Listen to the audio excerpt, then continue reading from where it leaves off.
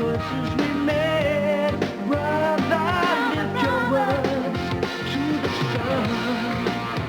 Did you see things in India and China, especially in India, the poverty in India, that caused you to put into perspective all of the things that you'd kind of known about your life? Yeah, it humbled me. I lived in Mexico when I was 10, and I remember there were subconscious memories, and I remember just walking through Bombay, and suddenly remembering what it was like in Mexico City, and Bombay is like, leagues ahead of where Mexico is, because there's 750 million people in India, and it's a country smaller than the U.S. So when we talk about the homeless in North America, and it is a significant problem, but when we talk about that and we look at row after row of families that are sleeping on the streets, it jars you, and the part of it that jarred me the most was that I didn't know what I could do, and I started to resent what I was seeing, and that scared the hell out. In the Bible, with Noah's Ark, and I said, well, God rained down to save each species because of all the destruction that was going on and all. I don't quite know the fable, but my recollection of it was that he needed to wash away and start anew, and that was what I ended up with in '92.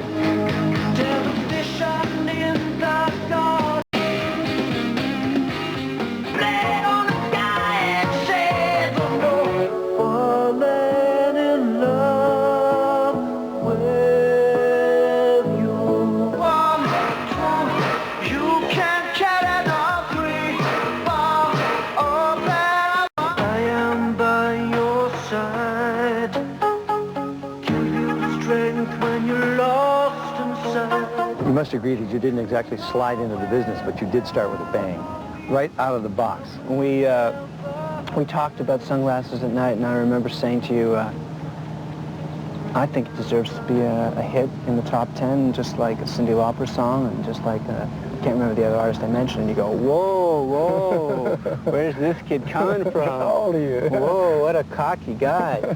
But it wasn't out of arrogance, it was just out of, the confidence. As much as there's confidence in an artist, there's insecurity.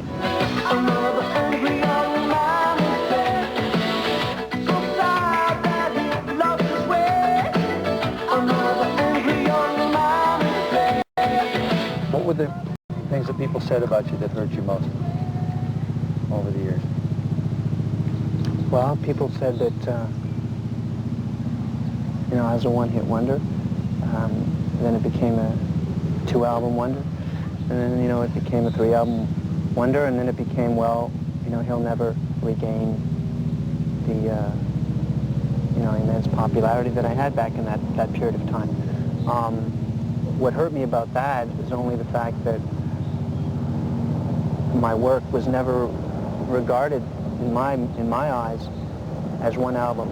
It was always regarded as a body of work through my life. Right. And I started at 21 because at 13 and 14 I wanted to write songs, and because I knew that my life would be with music and will continue to be with music. So, when we can sit on the summit and look back at my history, if someone wants to look at my work, I don't think they'll be able to say that. So maybe, I guess what I'm saying is do we have a misconception? Did we have a misconception of who you were? And did that image get in the way? Yeah, but I think that I contributed to it. I certainly contributed to, How so? well, by, scowling in videos and scowling in photographs and carrying myself in those two regards, through photographs and through video, in a very serious, angry, intense way. If you look at the new video, I think you get both. Here's the new guy. So how much different is he? This is Wise. Okay, well, this is a Wise look. Here's Wise, but check this out. See, that's me. That's you. Hey, that's Corey. My brother looks at that and he says, that's Corey. And this is you. Wait a minute, I got to get this picture too. There's another one here. My brother knows me really well. Okay. This is you. That's cool. Yeah, that's, I like that too. No head. I may have asked you this way back in the beginning, but I just want to know, What did your family think you were going to do? What did your dad do? Did he think you were going to follow in his footsteps? My dad was